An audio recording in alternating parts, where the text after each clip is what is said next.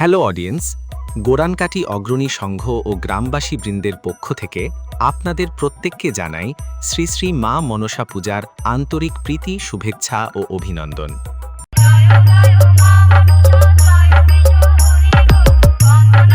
Krishnendu status centre.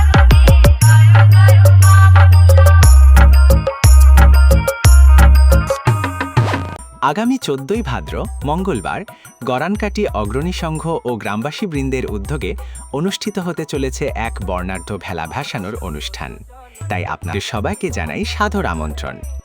আর এই বিশেষ দিনে নাচ, গান, রোড শো এবং দুর্দান্ত সাউন্ডের তালে মাতিয়ে দিতে উপস্থিত থাকছে চাপলা থেকে রাহুল সাউন্ড।